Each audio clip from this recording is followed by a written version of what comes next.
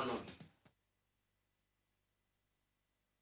All right, thank you for being part of the program. It's still Newspunch. We've just announced to you the breaking news that we had, and we have almost half of the program has been used to discuss the breaking news, the defection of the Senate President, Senator Dr. Bukola Saraki from the ruling APC party, even though he hasn't announced which party he will be going. But the Kwara State governor, of course, which we know that both the Kwara State Governor Abdul Fattah and the Senate President, they are one team. The Kwara State Governor has announced the party he is moving to. He's moving to the PDP, and that's clear. That's very clear. Now, let's take a look at issues of for today. And the phone line is still open. If you want to join us on the program, you can still call. The number to call is on the screen.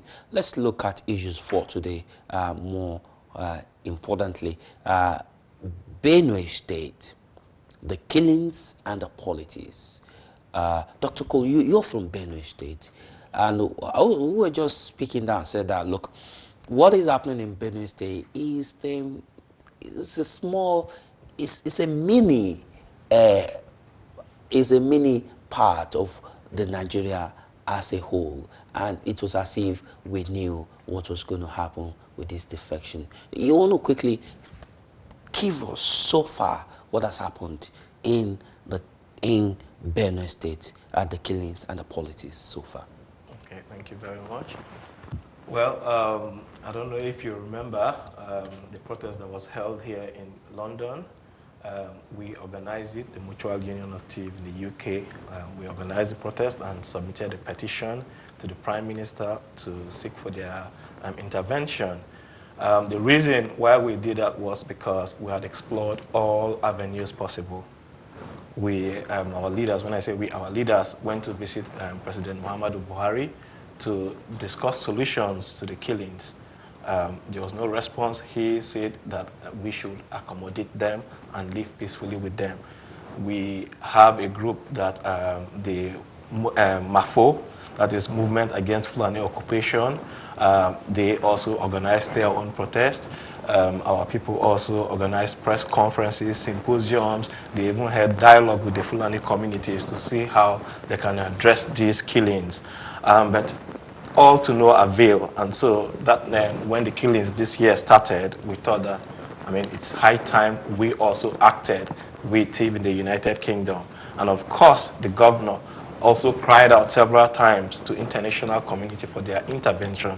And that is why we organized the protest, which was heavily represented by many Nigerians in the UK. And that also shows you that it was not just a Benue problem alone. We had from Plateau State, from other states, join us in solidarity against the killings back at home. And what I will also say is that it pains me a lot when they refer to it as a clash. They say farmer headers clash. A clash is a conflict, violent confrontation between two parties or two or more parties. You don't have pregnant women and children sleeping, and in the night you come and slaughter them. You don't have priests preaching, organizing their religious duties. You come and kill them in cold blood, and then you call that a clash. You don't call that a clash. So when they refer to that as a clash, I feel very pained. It's more like a spit on the grave of those that have died. And I actually wrote a letter to the Foreign and Commonwealth Office when they replied our petition to say that we understand the farmer header clash. I told them that you don't call that clash. That clause or that phrase is an anomaly. You can't call it a clash. And so we wanted that to be clear so that you don't see our people are killed, nothing is being done, and then you say a clash. When the military go to Sambisa to engage with Boko Haram, both are engaging with their gunshots. That is a clash. You can call that a clash. But we are defenseless. And what I also want to say is that our governor has actually tried. He is incapacitated. We all know that he can't do anything. He doesn't have autonomy of the police. And so when there is any issue or when there is any intelligence information that there will be an attack, he cries out, but nothing is being done. And so for me, I think that what happened then was the people said, look, we can't have this. And then we started working on trying to see how we can establish the prohibition, anti-open grazing bill and establishment of ranches as the solution. And of course, that in itself was passed and assented. And there are other quarters that were saying, oh, it's because of the bill or the law that the killings have continued. No, there are other states that the law have not been implemented, but the killings are going on there. And there's also this issue where they say it's foreigners only. Of course, I agree that there can be criminal elements to this. They capitalize on these issues. But of course, if you say, so there's this two-mouthed, assertions that are coming out. The president says that there are foreign mercenaries trained in Libya coming in. And then on the other hand, he is saying that we should accommodate the people who are killing us. So it doesn't make sense. And then why I would like to indict the president is because when these killings continue, he asked the IG of police to relocate to Benue and ensure that peace is restored. The IG of police went there. Is it same day he left back to Nasarawa to Abuja, and nothing was done. And he said the IG of police disobeyed him. So when I look at this whole situation, the security situation in Nigeria has gone worse. It's not as if it wasn't there before, but it has gone worse. And therefore, with these things still happening, you've not reshuffled your security apparatus, then it calls for concerns. But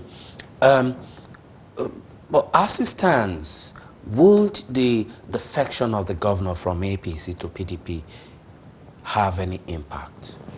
At the moment, it does. It's like it seems it's having an impact on the governor himself, because at the moment, the report is 12 members of the 9 or 12 members of the APC reconvened, and they served the governor impeachment notice. That sounds laughable. Yes, it's But really, anything can happen. That's Nigeria. yes, It's possible. anything can happen. And to be honest, I feel mostly for the electorate, because this whole thing, they are the ones at the receiving end. Now, you have a situation where you have 8 members trying to sit down and impeach a governor. And it's laughable because, first and foremost, the speaker who presided over that meeting was already impeached. And so he had even a court order restraining him from parading himself as the speaker. And so if he now goes down to sit and preside over a meeting or... And I'm sorry. Yes. And they had the cover of security forces to sit in the state assembly under the cover of security of the police and other security forces. So they are being backed by some forces higher than the state. That's very, the state government. Well, that's very obvious, because if you look at the situation, the 19 members were actually there initially on that day, but they were not given access. They were denied access, and when they left, the 8-member crew then now were given access and escorted by armored tankers, as if there was crisis in the state when there was no crisis. So for me, I feel sad that our security system is being used compromised against the people, against the government, which is a sad situation. The police is supposed to be there to protect the people. They are supposed to be not biased, but they are. They are being used as a mercenary to victimize the governor for his defection. Dr. Mahaki, I mean, you're from Kogi State, effectively, and Benue State. You guys are brothers and sisters. But with what is happening in Benue State, in your view, what does it portend for Nigeria politically and in terms of politically generally and on other fronts? I think it's not normal, really, what is happening in Benue State, because I've never seen where eight legislators can serve a sitting governor an impeachment notice against 22 people. So really, honestly, if we're going to say what is happening in Nigeria, it looks as if we don't even know how to play politics. We are not right for politics. Is it that we don't know how to play politics, or is Or we're it not that, mature yet. or is it that there's high-handedness on the part of some people with superior power? But let's even look at what happened in Ekiti State when they had the election. 30,000 police. You know, really, what buffers me most was you brought 30,000 police to Ekiti State, right?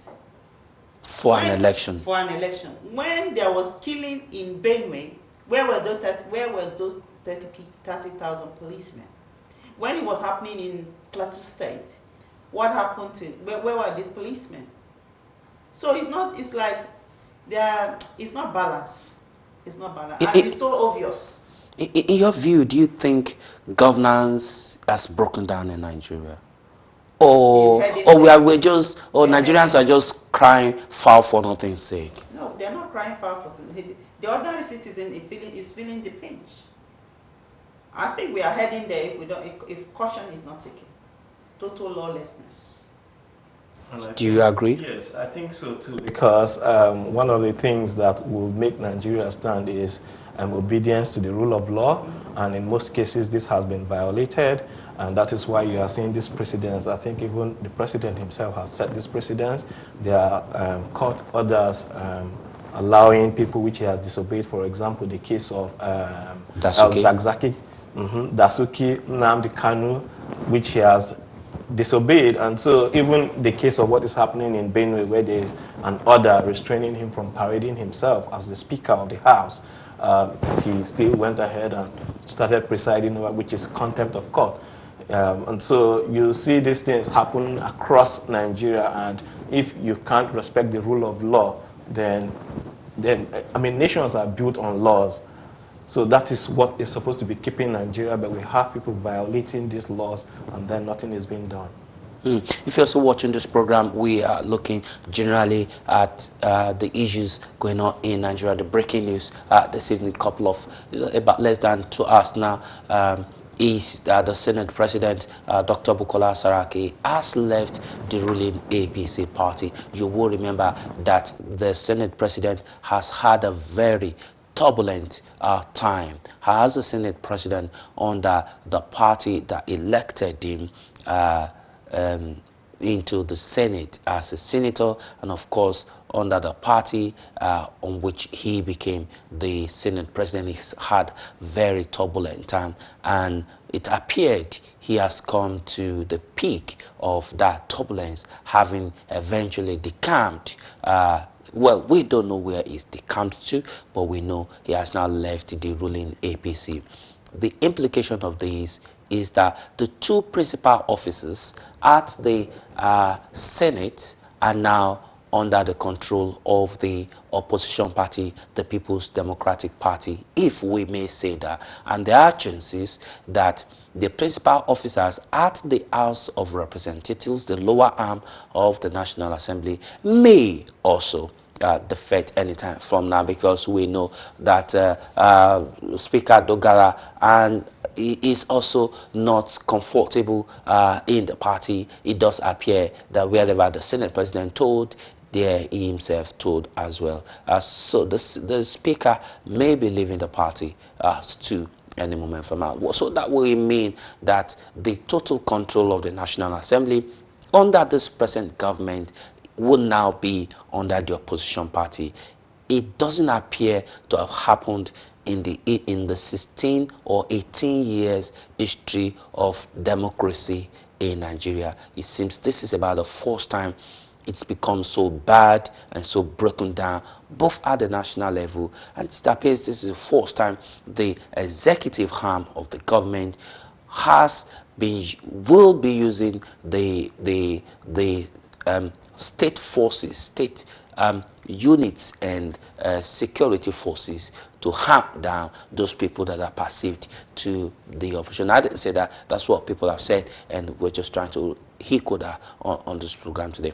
And on top of that, we have also been taking a look at what is happening in Benue State, kind of mini Nigeria, the killings in Benue State, how from what you've heard from a Benue State indigene, how the government, the federal government, failed woefully to address the killings, telling the people of the state to live in peace with people killing them, how they referred to the killings as clashes, and he was wondering how will you call such killings when somebody will be sleeping in his bedroom and in the dead of the night, people harmed will come in, slashed open the womb of a pregnant woman, the throat of a young baby, and people who have gone to their different farms would not be able to return home. How do you call that clash? But the government has failed woefully to stem the tide of killings in Benue State. Eventually, the governor defected from APC to PDP, and now the resultant effect is that the governor himself is now being threatened with impeachment by 8-member state assembly member in the state. Right, that is where we are in Nigeria at the moment. I have Afolabi on the line. Afolabi is joining us now to add his own voice to the program. Good evening, Afolabi. Thank you for joining us on the program. Where are you calling from? Good evening. I'm calling from Italy, Napoli. From Napoli. Thank you, from Napoli, Italy. Go ahead, Afolabi. I'm calling from Italy, Napoli.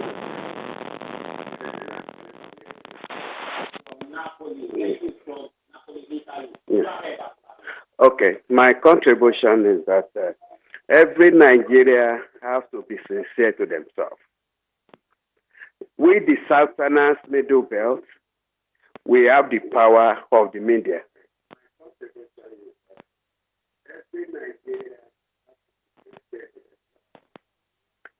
So, we have the power of media. So, my own perspective to this matter,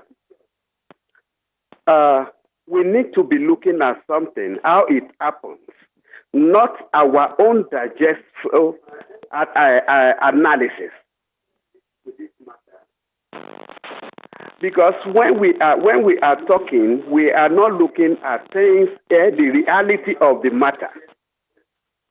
We just put our ethnics to judge what is on the ground.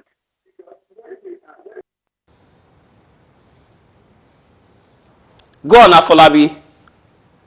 I think we lost him. Now, the problem we have is when people call in, you don't turn down the volume of your TV set. So if you call in, please turn down the volume of your TV set, right, so that you can pass your message fluently. Please, when you call into the studio, turn down the volume of your TV set and just talk straight. If I get him right, he said Nigerians pass judgment based on feelings, and he was making reference to ethnicity. Would you agree with him that the reality is different from the judgment of most Nigerians, sometimes based on feelings, more importantly ethnicity and religion? Well, it's difficult to strike, to stay on one side, because you find yourself on this side of reasoning, like he is saying, on the side of feeling, and then you find yourself on this divide of ethnicity. And that is one of the problems we face in Nigeria. We face the problem of ethnicity, we face the problem of religion, then we also face the problem where we are now reacting, not based on whether religion is, we're just reacting to events.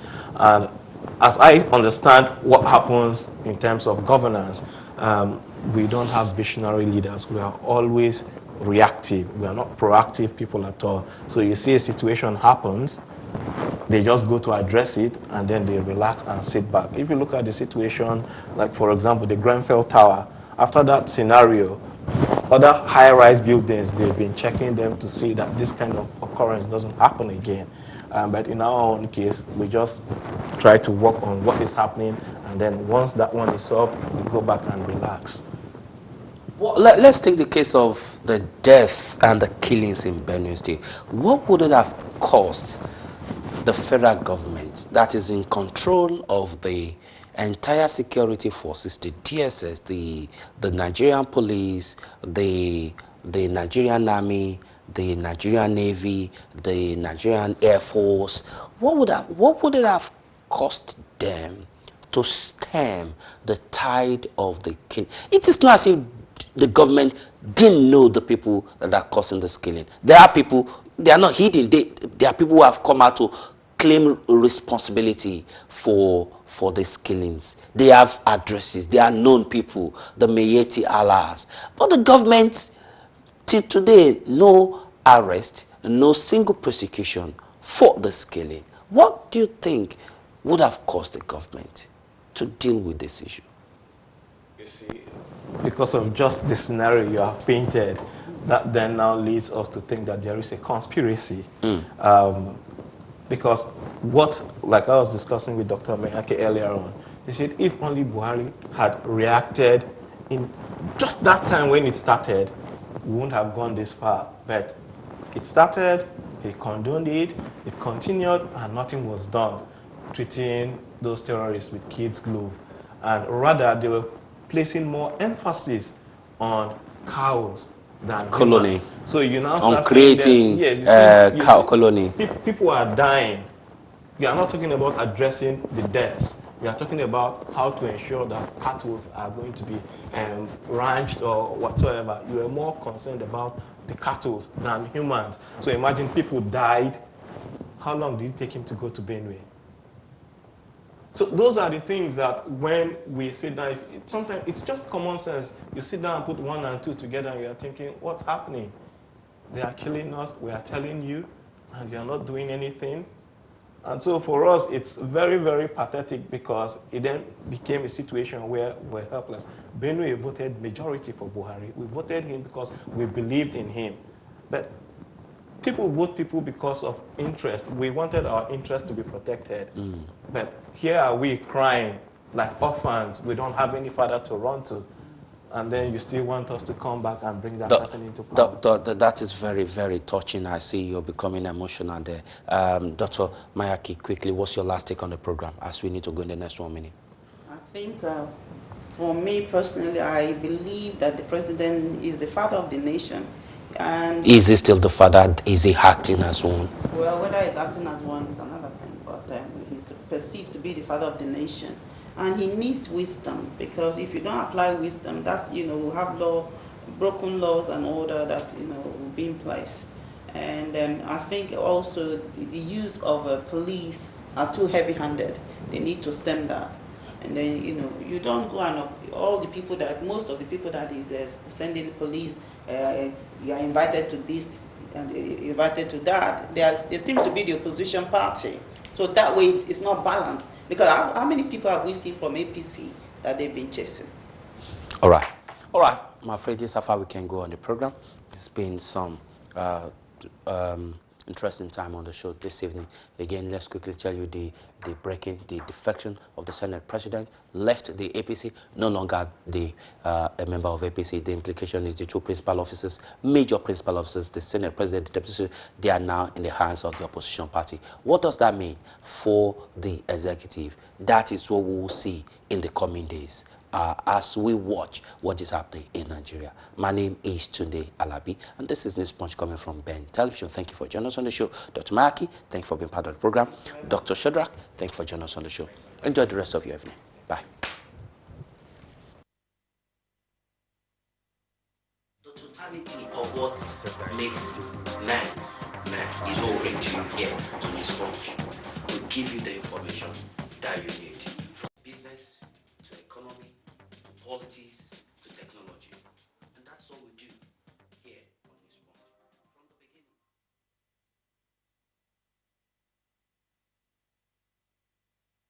Right, thank you for joining us on the program. This is Newspunch coming to you live from Ben Television. My name is Tunde Alabi. It's a pleasure to have you join us on the program this beautiful Tuesday evening. Let's quickly bring this breaking news to you. This evening, just a couple of minutes ago, the Senate President Bukola Saraki tweeted on his Twitter handle that he is now taking a decision to leave the APC. However, the Senate President refused or has not told Nigerians which party he is defecting to or decamping to. But the news is now he officially has left the ruling party APC. That's the breaking news. About the time the Senate President Dr. Bukola Saraki was announcing his defection from APC to PDP, the Kwara State Governor Abdul Fattah also about the same time announced his own defection as well from APC, but specifically to PDP, announced that he was leaving the ruling APC party because the aspiration of the people of Kwara State could no longer be met on the platform of the ruling APC. As a result, he was decamping to the opposition party, the PDP. But the Senate President has not told Nigerians which party he will be moving to. He is silent about that. But one thing that is most likely sure is eventually he will be moving to the PDP as it stands at the moment. But Nigerians do not know. That is a breaking news that we have today. We should be expecting follow-up information on this matter from our correspondent in Abuja, Chukwemeka, who should be joining us anytime from now to tell us more information about this defection. Oh, yes, I've been told Emeka is on the line. Emeka, thank you so much for joining us in Abuja. Thank you, Emeka. Good evening, Emeka. Good evening, Emeka. Hello. Yes, good evening, Emeka. You're live in our London studio. Good evening.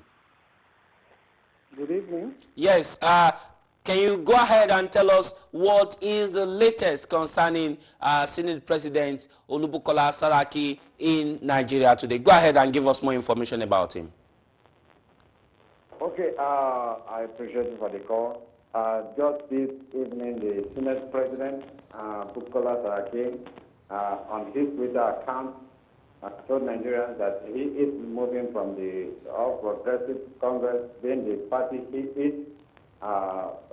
He was in to the People's Democratic Party, although it's not a surprise to Nigerians because most Nigerians are expecting that because of what has been trending in the country. If you have been following the news, you will see that just within a week now, we've been seeing defection, people from the All Progressive Congress moving into the People's Democratic Party.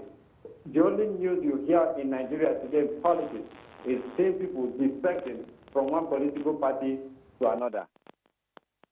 Thank you, Mika. But one thing that is missing that we are very clear of at the moment is the Senate President only mentioned that he was leaving the APC, but at the moment he has not said which party is moving to, as we have it on his Twitter handle. But as you have let the cat out of the bag now, that he may be moving to the PDP, why did you have that impression that the Senate President may be moving to PDP, even though he has not told us that he is leaving APC for the PDP?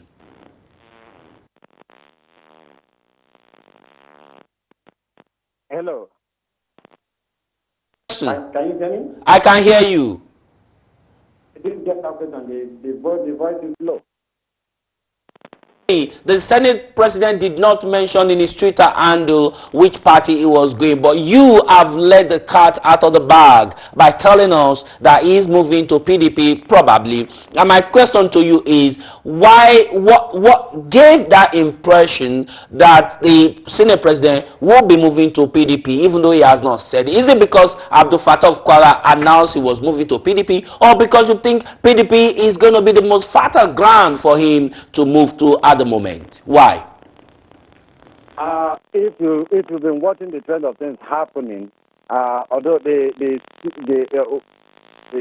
one of the spokesperson that I talked to on telephone, although it's not official, the Senate President didn't say it. He is moving to PDP, but everybody knows that the Senate President is moving to the People's Democratic Party. But one thing is sure. He has not openly said he is moving to the People's Democratic Party. But all eyes are on him. Even the governor today also announced, he made it clear that he is moving to the People's Democratic Party. And we know that the governor and the Senate president are working hand in hand. The governor is the boy, is the political son of the Senate president. So you cannot just differentiate the two. Definitely, the Senate president is moving to the People's Democratic Party as it stands now. But there you go. What does it mean for the ruling APC party? What does it mean for APC? What does it mean for President Muhammadu Buhari? Will this have any impact on the presidential ambition of the president and the of the party APC as a whole? What does it mean for the party, Emeka? You know, if you have been following what you have been on social media and on media, you will see that even the president, they have tried talking to some of these guys that are worried. They tried talking to see how they can be able to address some of all these defections. But a time came when it was obvious that most of this was going to defect. The president said, they should leave them. Anybody that wants to defect should. Maybe it's not worried about it. But I'm saying that this will really affect the policies that will be coming, especially as we enter into 2019 general election. Although the president has not officially said that he's running. Though he during the last next meeting of APC, he told them that he might be running for the president, but he has not told anybody, or he has not said anything. He is running for the president. But as it stands now, the All Progressive Congress, the party itself, I think they will know what to do, and they will move into action, since this is what is trending right now.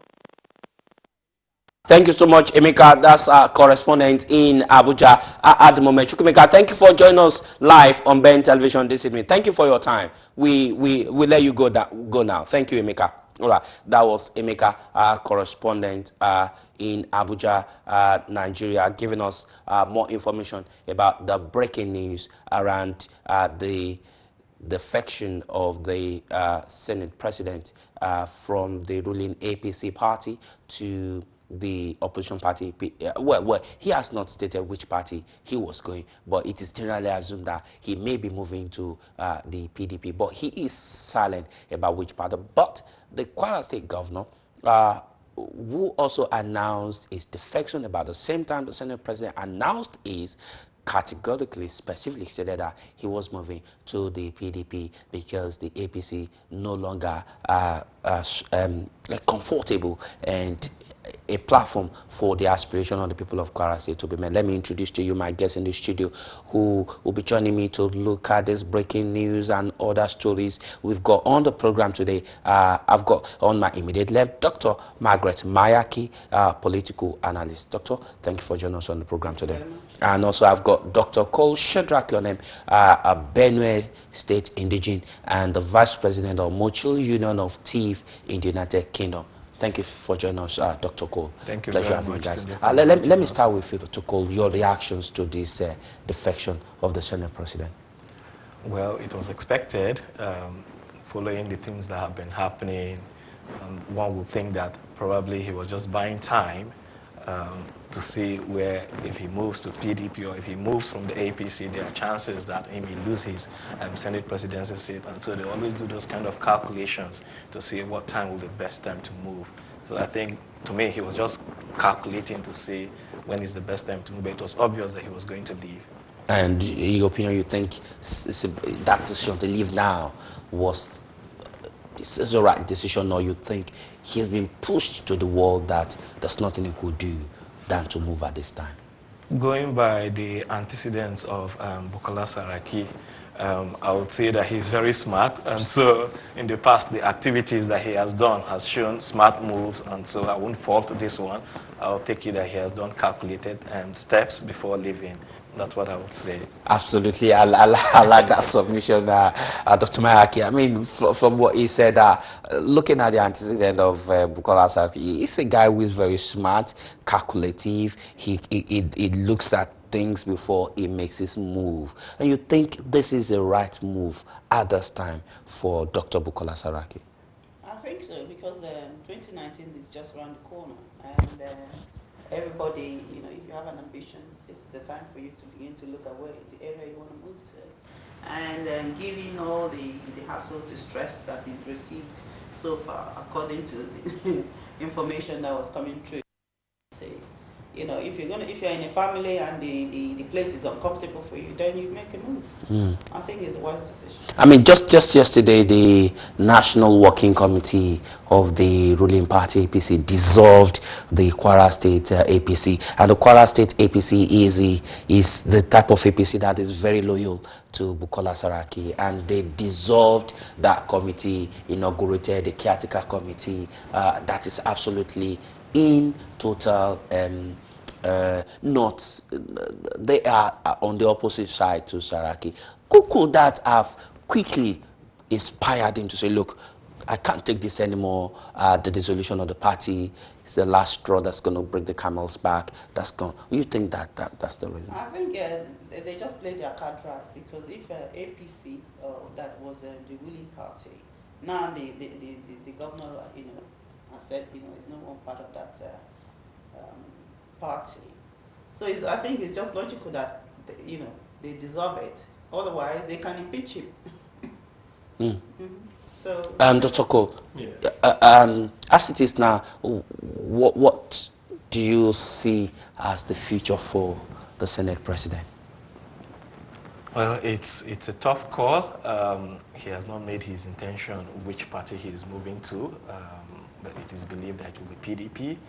I don't know his future ambitions, what he plans to do. There are other speculations that he may also want to vie for the presidency. I'm not sure. But I think the way APC has treated him, it was fair for him to actually leave. So I would think that his leaving is in line with, based on the things that have been happening to him in APC, just like Dr. Mayaki said, that you are in a family and they don't treat you right, then you look for where you'll be welcome and accepted. And so I think there are a lot of parties that were just out there waiting for him to come. And so he took the opportunity, coupled with the fact that the dissolution also just happened immediately. Let's look at the configuration of the Senate when the Senate reconvenes after this break. The Senate is on break now, yes, to come back sometime in September. So we will be having a Senate president who is a PDP opposition party. Yes. We will be having a the deputy Senate president, yes, a PDP, which is another opposition party, and a deputy Senate president who is also in the opposition party. And at the moment, we're not sure. PDP is saying it's now in the majority. APC say, look, many of your people that defected are coming back. We're still in majority. Let's give it 50-50 at the moment in terms of the floor, the make of the floor of the Senate. But the two principal officers are now in the opposition party as against the government. Give us a picture of what it's going to be like when the Senate reconvenes. If I want to picture that sort of scenario, first and foremost, I would think that the APC I don't want to say they are being naive. They don't know what is going to be at stake. As it is, when they come back and you're saying 50-50, the chances are that more people will still be towing this part of coming to join either the PDP, and so you'll be having lesser majority, lesser people in, lesser senators in the APC, and so you have a scenario where they will now be taking major decisions, and I don't know what their plan is when they reconvene. It will be interesting to see what will unfold, because it's an interesting scenario, just like you rightly pointed. You have 50-50, there's serious debate sometimes, and then if they are able to win some over, then it's going to change the dynamics in the Senate, and I think that's what they'll be working towards. Tumayake? Well, I think they have from now till September when they're going to come back from their break. So in between, I suppose they're going to be doing a lot of homework. And I still believe more people are going to defect. More. All right. Now, so what will this imply for the executive? Where you have lawmakers, the Senate, the two principals of the Senate president, Dr. Cole, the two principals are the Senate president, deputy president, they are in the opposition. The opposition probably in the majority in the Senate. What, and these are people that were in the ruling party but defected due to circumstances that surrounded them.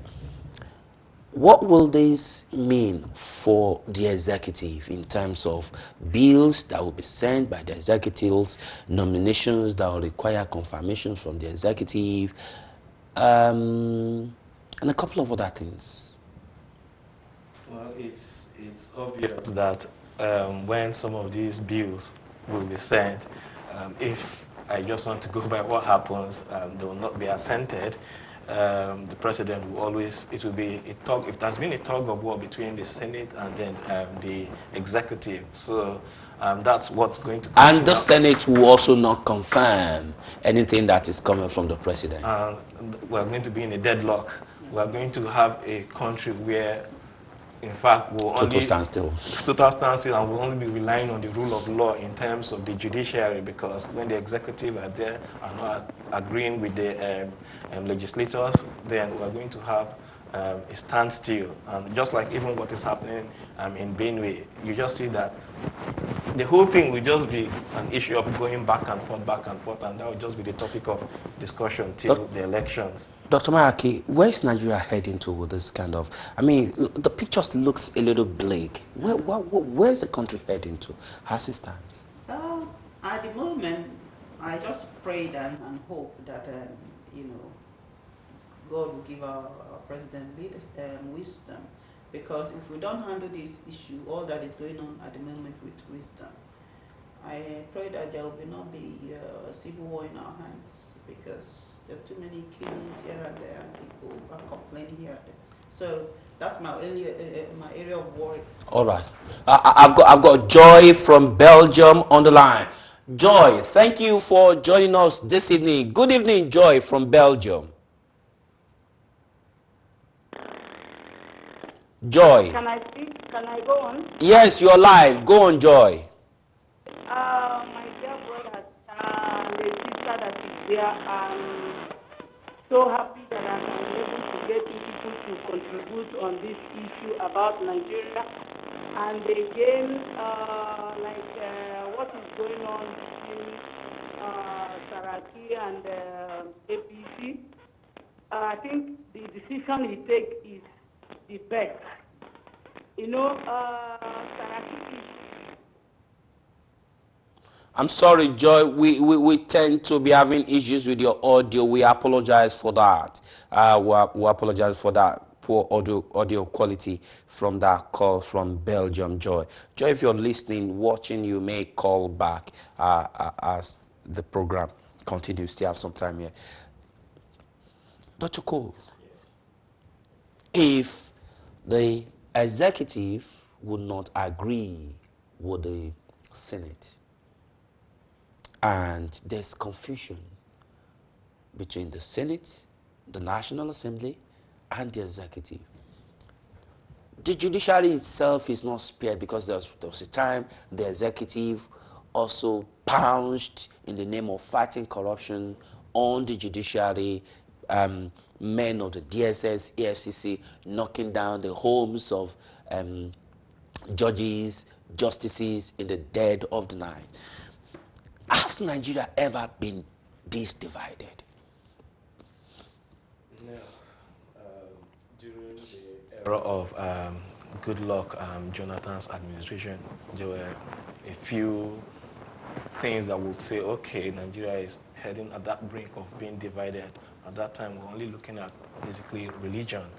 But in the era of President Muhammadu Buhari, it has taken a totally different turn. We are already divided. Ethnicity, religious lines, what have you. So if you look at it critically, based on religion, tribe, ethnicity, we don't agree with each other. And there are so many factors that are responsible for it. And a few elites, or will I call them cabals, are holding the country hostage with their activities. And if they put Nigeria first, then I think we'll be heading in a better direction. But they always put personal interest first. And that is the problem we are facing now. All right, problem we're facing because the people in charge of Nigeria are putting personal interest ahead of national interest. I've got John. John, good evening. John, where are you calling from? Good evening, John. Right, John, you're connected live. Go ahead, John. Are you there? Yeah. Thank you, John. Where are you calling from? I'm calling from London. All right, go ahead and make your point. Hi. All this discussion. Yeah. Hi. First of all, I'm calling from London. All right.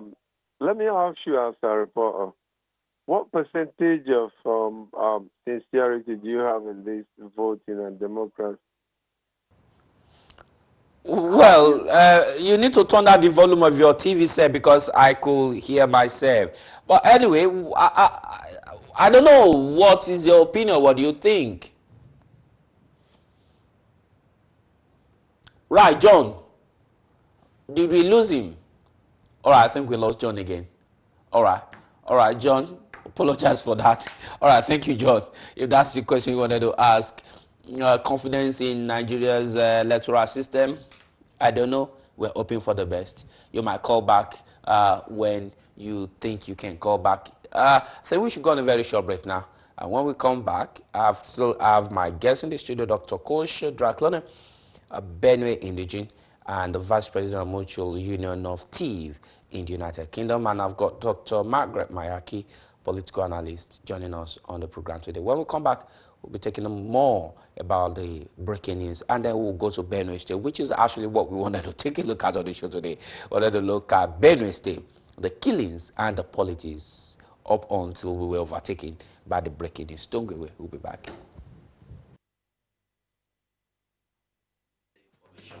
That you need, from business to economy, to politics to technology. And that's what we do here on Newspunch, from the beginning to the end. And that is why